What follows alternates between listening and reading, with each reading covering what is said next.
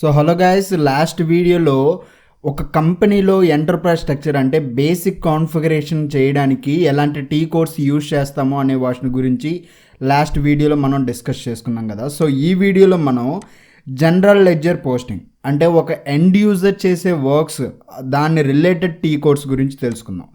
So last వీడియోలో మనం ఏం తెలుసుకున్నాం అంటే ఇక్కడ చూడండి. So general ledger accounting T codes అంటే జనరల్ లెడ్జర్ పోస్టింగ్ చేయడానికి ఎండ్ యూజర్ అంటే కన్సల్టెంట్ ఒక బ్యాక్గ్రౌండ్లో ఎలాంటి కాన్ఫిగరేషన్ అయితే చేయాలో అలాంటి కాన్ఫిగరేషన్కి టీ కోడ్స్ గురించి తెలుసుకుందాం. సో ఈ వీడియోలో మనం ఒక ఎండ్ యూజర్ అలా బ్యాక్గ్రౌండ్లో సాఫ్ట్వేర్ని డిజైన్ చేశాక ఆ సాఫ్ట్వేర్ని యూజ్ చేసి డాక్యుమెంట్ పోస్టింగ్ చేయడాన్ని ఎండ్ యూజర్ అంటారు. సో ఆ ఎండ్ యూజర్ యూజ్ చేసే టీ కోడ్స్ గురించి ఈ వీడియోలో మనం తెలుసుకుందాం. So general ledger T codes end user. So ఈ వీడియోలో general ledger posting T codes and at the same time foreign currency postings అంటే ఇతర కరెన్సీస్ తోటి మనం ఏ విధంగా డాక్యుమెంట్స్ పోస్ట్ చేయాలి అనే విషయాల గురించి కూడా ఈ వీడియోలో మనం తెలుసుకుందాం. So let's increase. So general ledger posting అంటే ఒక ఎండ్ యూజర్ చేసే works. So general ledger T codes end user. So first వచ్చేసరికి creation of general ledger master data. So మనం ఏ డాక్యుమెంట్స్ అయితే ఫస్ట్ క్రియేట్ చేయాలి అనుకుంటున్నామో, ఇప్పుడు ఫర్ ఎగ్జాంపుల్ మీది ఒక కంపెనీ పాయింట్ ఆఫ్ వ్యూలోనే నేను చెప్తున్నాను. సో కంపెనీ పాయింట్ ఆఫ్ వ్యూలో మనం ఎంప్లాయీస్కి శాలరీ ఇవ్వాలి. ఫర్ ఎగ్జాంపుల్ ఒక ఎంప్లాయీకి 40,000 శాలరీ ఇవ్వాలి అనుకోండి. సో శాలరీ అకౌంట్ అనేది మనం క్రియేట్ చేయాలి. సో ఆ శాలరీ జనరల్ లెడ్జర్ని మనం క్రియేట్ చేయాలి. సో అలా క్రియేట్ చేయడాన్నే జనరల్ లెడ్జర్ మాస్టర్ డేటా అంటారు. సో ఈ జనరల్ లెడ్జర్ మాస్టర్ డేటాని క్రియేట్ చేయడానికి మనం యూజ్ చేసే టీ కోడ్ FS00.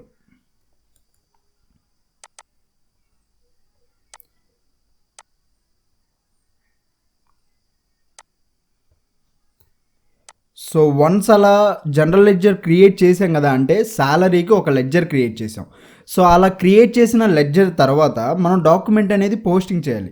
ఇప్పుడు శాలరీ అనేది మనం ఇచ్చాం. సో దానికి జనరల్ లెడ్జర్ ఏంటి, salary account data to bank ఖాతా. So bank account or else salary account data to cash account. So ఆ జనరల్ లెడ్జర్ పోస్టింగ్ చేస్తాం కదా. సో ఆ పోస్టింగ్కి టీ కోడ్ వచ్చేసరికి F-02.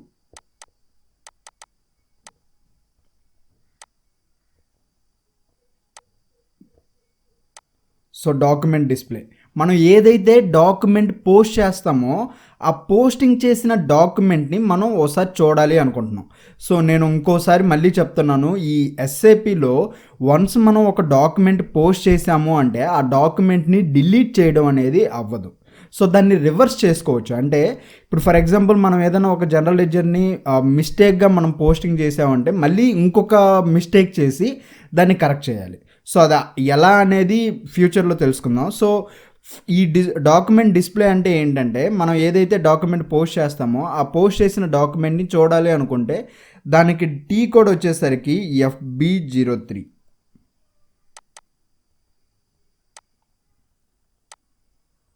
సో అండ్ అదేవిధంగా display GL line item. So GL line item అంటే ఏంటంటే ఇప్పుడు for example same as usual same example salary account data to bank account. So GL line item ఏంటంటే salary account అనేది ఒక line item, bank account అనేది ఇంకొక line item.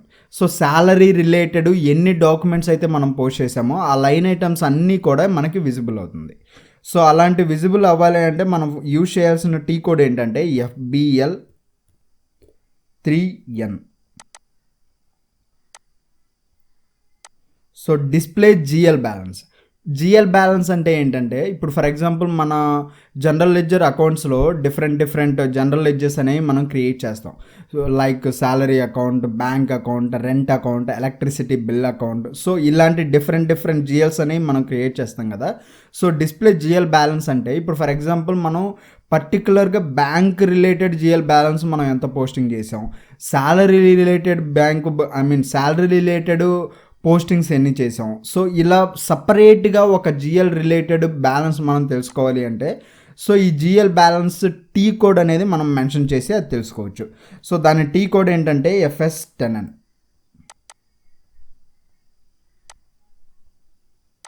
So park document అంటే ఏమిటంటే సేమ్ ఇప్పుడు మనం ఏదైనా ఒక డాక్యుమెంట్ పోస్ట్ చేసేటప్పుడు సో ఆ డాక్యుమెంట్లో డీటెయిల్స్ కొన్ని మిస్టేక్గా లేదంటే మనకి కనిపించకుండా ఉన్నాయనుకోండి. సో అలాంటి డాక్యుమెంట్ని మనం పార్క్ చేసామనుకోండి. సో పార్క్ చేస్తే ఏంటంటే పార్క్ చేశాక ఆ డాక్యుమెంట్ ఎవరైతే పంపించారో వాళ్ళకి ఒకసారి కాల్ చేసి సో ఆ డాక్యుమెంట్ మనకి ఏదైతే కొంచెం డిఫరెంట్గా అనిపించింది లేదంటే కొంచెం తేడాగా అనిపించిందో ఆ డాక్యుమెంట్స్ అనేవి రీవెరిఫికేషన్ చేసి తర్వాత పార్క్ చేయడాన్ని పార్క్ డాక్యుమెంట్ అంటారు. సో ఈ పార్క్ డాక్యుమెంట్కి టీ కోడ్ వచ్చేసరికి F-65 అండ్ అదేవిధంగా ఇంకొక టీ కోడ్ కూడా ఉంది, అదేంటంటే F-02. సో ఈ రెండు టీ కోడ్స్ని యూజ్ చేసి మనం డాక్యుమెంట్ని పార్క్ చేయొచ్చు. సో పోస్ట్ పార్క్ డాక్యుమెంట్ అంటే అలా పార్క్ చేసిన డాక్యుమెంట్ని పోస్ట్ చేయడం. సో పోస్ట్ చేయాలంటే టీ కోడ్ వచ్చేసరికి FBV0 ఆర్ FV50.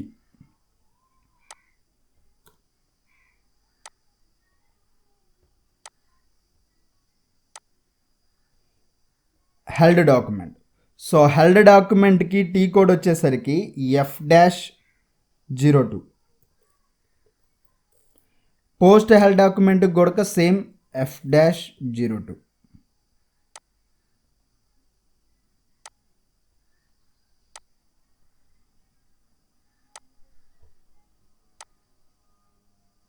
సో ఈ హెల్డ్ డాక్యుమెంట్ అంటే ఏంటంటే పార్క్ డాక్యుమెంట్కి ఆపోజిట్ వే. సో ఈ హెల్డ్ డాక్యుమెంట్ అనేది సో శాంపిల్ డాక్యుమెంట్.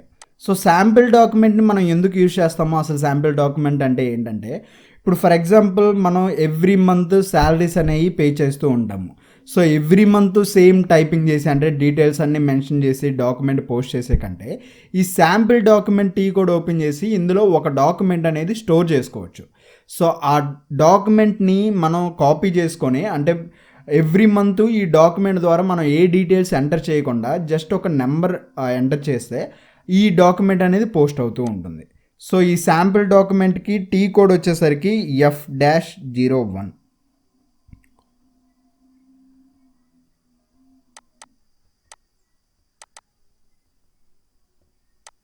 సో ఈ డాక్యుమెంట్స్ అన్నీ కొన్ని రిఫరెన్స్గా మనం యూజ్ చేసుకొని అన్ని డీటెయిల్స్ అన్నీ ఎంటర్ చేయాల్సిన అవసరం లేదు. ఇప్పుడు జనరల్ లెడ్జర్ పోస్టింగ్స్లో మనం శాలరీ ఒకటి ఏదన్నా పే చేయాలనుకోండి, సో ఒక డాక్యుమెంట్ అనేది అయితే మనం పోస్ట్ చేయగలం. సో నెంబర్ ఆఫ్ డాక్యుమెంట్స్ మనం ఎలా ప్రాసెస్ చేయలేం, సో చేయలేం కదా ఇఫ్ ఇన్ కేస్ అది టైం టేకింగ్ ప్రాసెస్. సో అందుకే ఈ శాంపిల్ డాక్యుమెంట్లో మనం ఒక డాక్యుమెంట్ అనేది సేవ్ చేసి పెట్టుకున్నాం అనుకోండి, సో ఆ టైం వచ్చినప్పుడు ఏ డీటెయిల్స్ మనం ఎంటర్ చేయాల్సిన అవసరం లేదు. జస్ట్ ఆ అమౌంట్లో కొంచెం తేడా చేస్తే అంటే డీటెయిల్స్ అప్డేట్ అమౌంట్ అనేది ఎంటర్ చేసి డాక్యుమెంట్ అనేది ఈజీగా పోస్ట్ చేయొచ్చు. మళ్ళీ టైం టేకింగ్ ప్రాసెస్ అనేది తీసుకోదు. సో ఈ పోస్ట్ శాంపిల్ డాక్యుమెంట్కి టీ కోడ్ వచ్చేసరికి F-02. సో బేసిక్గా ఇందులో ఏదైనా కూడా డాక్యుమెంట్ పోస్టింగ్కి F-02నే యూజ్ చేస్తారు. సేమ్ రికరింగ్ డాక్యుమెంట్ కూడా అదే టైప్లో ఉంటుంది. ఇప్పుడు మనం ఏదైతే శాంపిల్ డాక్యుమెంట్ని యూజ్ చేస్తామో సేమ్ టు సేమ్ అదే విధంగా ఉంటుంది. అంటే ఇవన్నీ కూడా one kind of sample documents. So ఈ రికరింగ్ డాక్యుమెంట్కి టీ కోడ్ వచ్చేసరికి FBD1.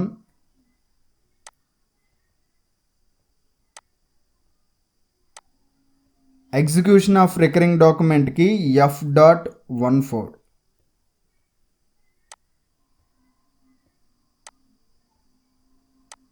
And account assignment model same ఈ sample document, recurring document, account assignment model ఈ మూడు కూడా టైంని తగ్గించి మనం డాక్యుమెంట్స్ని ఈజీగా పోస్ట్ చేయడానికి మనం యూజ్ చేసే ఫ్రీ డిఫైన్డ్ టెంప్లెట్స్. సో ఈ account assignment model tea code వచ్చేసరికి FKMT.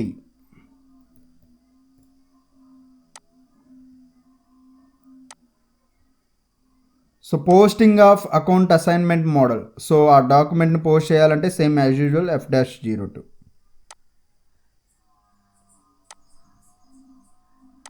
So document reversal. So ఇప్పుడు మనం ఇంతకుముందు చెప్పుకున్నాం కదా ఈ SAPలో ఒక డాక్యుమెంట్ అనేది పోస్ట్ చేసాము అంటే దాన్ని డిలీట్ చేయడం అవ్వదు అని.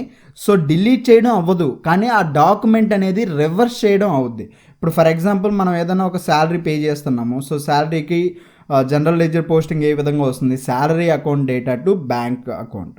సో మనం బై మిస్టేక్గా bank account data to salary account అనేది మనం పోస్ట్ చేసాం. సో అలాంటి సిచ్యువేషన్లో ఈ డాక్యుమెంట్ రివర్సల్ ఆప్షన్ని యూజ్ చేసుకొని సో సేమ్ డాక్యుమెంట్ని మనం సెలెక్ట్ చేసి, అంటే దానికి పోస్టింగ్ చేసేటప్పుడు ఒక నెంబర్ రేంజెస్ అనేవి ఉంటుంది. సో ఆ నెంబర్ రేంజ్ని ఎంటర్ చేసి డాక్యుమెంట్ రివర్సల్ అని కొడితే అప్పుడు అది డాక్యుమెంట్ అనేది రివర్స్ అయిపోద్ది. అప్పుడు ఎలా జరుగుద్ది, మనం ప్రీవియస్గా మిస్టేక్గా ఏదైతే చేసామో bank account data to salary account, ఈ రివర్సల్ ఎప్పుడైతే కొట్టామో అప్పుడు salary account data to bank account అని వచ్చేస్తుంది. సో ఈ డాక్యుమెంట్ రివర్సల్ అనేది మనం అందుకు యూజ్ చేస్తాం. సో దానికి టీ కోడ్ వచ్చేసరికి FB08. సో మాస్ రివర్సల్, ఈ డాక్యుమెంట్ రివర్సల్ మాస్ రివర్సల్ రెండు కూడా ఒకే కైండ్ ఆఫ్ జోనర్కి చెందిందే. కాకపోతే డాక్యుమెంట్ రివర్సల్లో మనం ఒక డాక్యుమెంట్ని మాత్రమే రివర్స్ చేయగలం. ఈ మాస్ రివర్సల్ యూజ్ చేసుకొని అరౌండ్ 100 ఆఫ్ డాక్యుమెంట్స్ లేదంటే నెంబర్ ఆఫ్ డాక్యుమెంట్స్ అనేవి మనం రివర్స్ చేయడానికి అవకాశం ఉంటుంది. సో దానికి టీ కోడ్ F.08.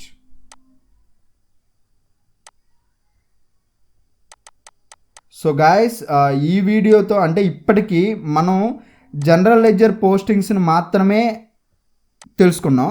సో ఇప్పుడు ఫారెన్ కరెన్సీస్ పోస్టింగ్.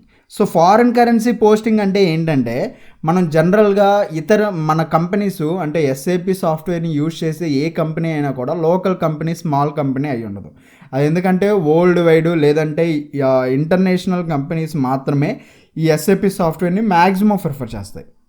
సో అలాంటి కంపెనీస్కి ఇతర కంట్రీస్లో కూడా కంపెనీస్ ఉంటాయి కదా. సో ఇతర కంట్రీలోని కరెన్సీ తోటి మనం ట్రాన్సాక్షన్ చేయాలి. సో అలాంటి ట్రాన్సాక్షన్ చేయడాన్నే ఫారెన్ కరెన్సీ పోస్టింగ్ అంటారు. ఇప్పుడు ఫర్ ఎగ్జాంపుల్ మనం ఇండియాలో ఉన్నాం. సో ఇండియాలో మనం యూజ్ చేసేదే INR అంటే రూపీ. సో ఈ పోస్టింగ్కి అట్ ద సేమ్ టైం మన కంపెనీ ఇంకొక కంట్రీలో ఉంది, లైక్ యూఎస్లో. సో యూఎస్ కరెన్సీ ఏంటి, డాలర్స్. సో డాలర్స్ కాబట్టి USD డాలర్స్ అంటారు. సో డాలర్స్ కాబట్టి అక్కడ వర్క్ చేసే ఎంప్లాయీస్కి మనం శాలరీ ఇవ్వాలి, అంటే వాళ్ళ కరెన్సీలో మనం శాలరీ ఇవ్వాలి.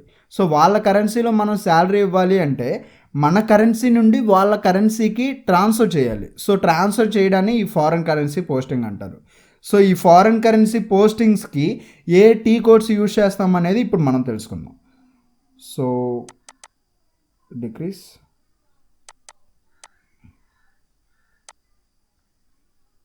So foreign currency posting.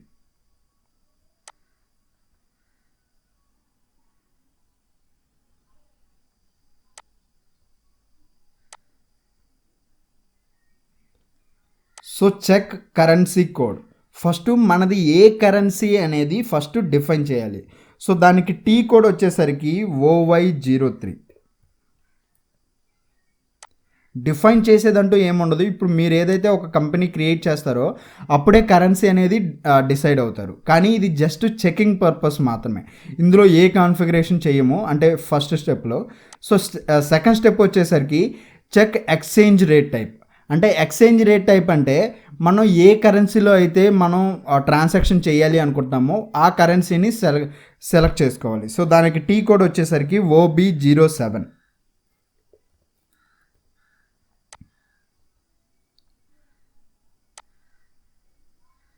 Okay. So next వచ్చేసరికి define transaction ratio for currency transaction. అంటే మనం ఎంత రేషియోలో కరెన్సీ ట్రాన్సాక్షన్ అనేది చేయాలి.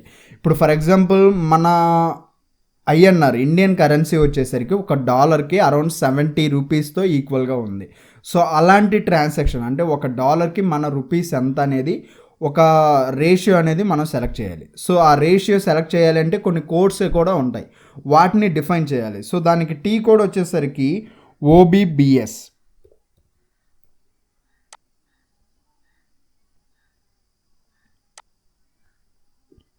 So enter exchange rate. Same to same మనం ఇప్పుడు చెప్పుకున్నాం కదా, US డాలర్కి మన INR కరెన్సీ ఎంత ఉంటుంది. సో ఇలాంటి డీటెయిల్స్ అన్ని ఇక్కడ మనం ఎంటర్ కరెన్సీ రేట్లో మనం సెట్ చేయాలి. సో దానికి టీ కోడ్ వచ్చేసరికి OB08.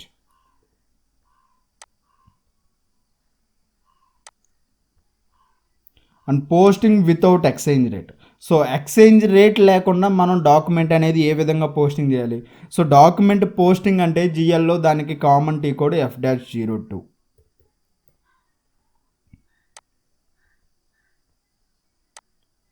So posting without exchange rate అంటే ఇక్కడ మన ఐఎన్ఆర్ అనేది డాలర్కి ఎవ్రీ సెకండ్ అనేది చేంజ్ అవుతూ ఉంటుంది. అంటే ఇప్పుడు ఫర్ ఎగ్జాంపుల్ వన్ డే ఒక రోజు వచ్చేసరికి డాలర్కి 70 రూపాయలు ఈక్వల్గా ఉంటుంది, ఇంకో రోజు వచ్చేసరికి 68 రూపాయలు అయి ఉంటుంది, ఇంకో రోజు వచ్చేసరికి 75 రూపాయలు అవుతుంది. ఇలా మన కరెన్సీ అనేది డాలర్కి తగ్గుతూ పెరుగుతూ ఉంటుంది. సో అలాంటి టైంలో మనం ఈ ఎంటర్ ఎక్స్చేంజ్ రేట్లో ఆ డే ట్రాన్సాక్షన్ మాత్రమే డీటెయిల్స్ మాత్రమే ఎంటర్ చేస్తాం.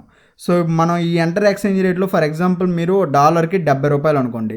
సో ఎంటర్ ఎక్స్చేంజ్ రేట్లో మనం ఒక డాలర్కి 70 రూపాయలు ఈక్వల్ అని చెప్పి ఆ డీటెయిల్స్ అనేది మెన్షన్ చేస్తాం.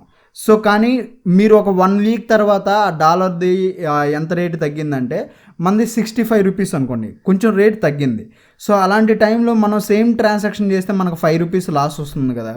సో అందుకని ఈ పోస్టింగ్ వితౌట్ ఎక్స్చేంజ్ రేట్లో మనం ఈ ఎంటర్ ఎక్స్చేంజ్ రేట్స్ని యూజ్ చేయకుండా వితౌట్ ఎక్స్చేంజ్ రేట్ అంటే మనం ప్రీవియస్గా ఏదైతే డిఫైన్ చేసామో వాటిని యూజ్ చేయకుండా ప్రెజెంట్ ఉన్న రేట్ని మనం ఆ బాక్స్లో మనం డీటెయిల్స్ ఏవైతే మనం ప్రెజెంట్ ఉన్న అమౌంట్ని ఎంతైతే ఈక్వల్గా ఉందో ఒక INR currency equal to dollar, so ఆ డీటెయిల్స్ అనేది ఒక సపరేట్ ఒక ఫీల్డ్ బాక్స్ అనేది ఉంటుంది. సో దాంట్లో ఎంటర్ చేస్తే ప్రెజెంట్ కరెన్సీ తోటి మనది ట్రాన్సాక్షన్ అవుతుంది. So posting with exchange rate, so అంటే ఈ ఎక్స్చేంజ్ రేట్ తోటి పోస్టింగ్ చేయడానికి. సో దానికి T code same as usual F-02. So ఈ ఫారెన్ కరెన్సీ పోస్టింగ్ గురించి మీకు ఇంకా క్లారిటీగా అర్థం కావాలి అంటే మన ఛానల్లో ఫారెన్ కరెన్సీ పోస్టింగ్ గురించి కంప్లీట్ కాన్ఫిగరేషన్ ప్రాసెస్ స్టెప్స్ గురించి చెప్పాను. సో దాన్ని చూస్తే మీకు ఇంకా క్లారిటీగా అర్థమవుతుంది. సో ఈ వీడియోలో మనం తెలుసుకుంది జనరల్ లెడ్జర్ పోస్టింగ్, ఒక ఇండివిజువల్ చేసే వర్క్స్ గురించి, అండ్ అదేవిధంగా ఫారెన్ కరెన్సీ పోస్టింగ్. సో ఇప్పుడు ఫారెన్ కరెన్సీ పోస్టింగ్లో ఈ ఫోర్ కాన్ఫిగరేషన్ వచ్చేసరికి ఒక కన్సల్టెంట్ చేసే వర్క్, ఈ 2 కాన్ఫిగరేషన్ ఒక ఇండివిజువల్ చేసే వర్క్స్. సో ఈ వీడియోలో మనం 2 టాపిక్స్ గురించి కవర్ చేసుకుందాం. సో నెక్స్ట్ వీడియోలో అకౌంటింగ్ పేబుల్ టీ కోర్స్ గురించి తెలుసుకుందాం. సో ఈ వీడియో కనుక మీకు నచ్చినట్లయితే లైక్ చేయండి, కామెంట్ చేయండి, షేర్ చేయండి, and don't forget to subscribe tech university of Telugu channel. So thank you friends.